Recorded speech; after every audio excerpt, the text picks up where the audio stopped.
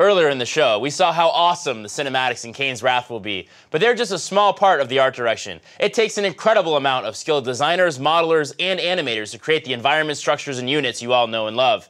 Kane's Wrath is introducing a new challenge for our dedicated artists, the Epic Unit. These larger-than-life elite vehicles are designed to be highly customizable, game-changing units, feared by your opponents. Joining us now to talk about the art of the Epic Unit is Associate Art Director Mike Colonese. Mike, welcome to Battlecast PrimeTime. Thanks for having me. Now, Mike, a lot of the fans have been asking questions about these Epic Units, how they play, how they look, all that stuff. But before we get into that, let's get to know a little bit more about you. So on Command & Conquer 3 Tiberium Wars, you were doing concept art, you were doing modeling, you were doing some animation. With all this kinds of stuff, how many of these skills do you still use as an art director? Everything. I mean, the project's in various stages of production each day. So we may be doing concept work on an alien and then doing animation for a nod unit in cinematics. So it's a lot of jumping around each day for the artist. Now, Mike, on CnC3, you were the lead artist. With all these different units in CnC3, was there any one in particular that you were just like, man, that unit's awesome?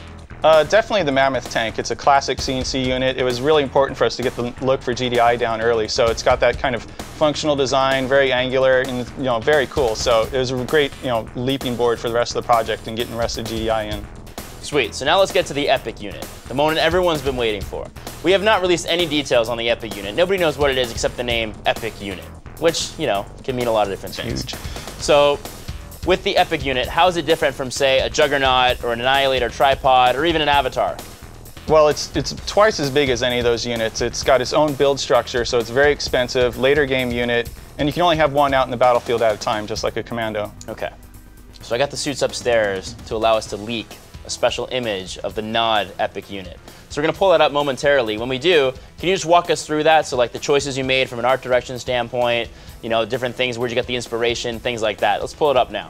So it starts out as a basic chassis, and it was really important for us to get that kind of Nod evil design. So it's got very sharp angles to it, that smooth Nod look, lots of red glowy lights, and the cool dark Nod texture to it. It also has upgradable hardpoints on it, so depending on what kind of unit you throw inside, it will change the artwork on it.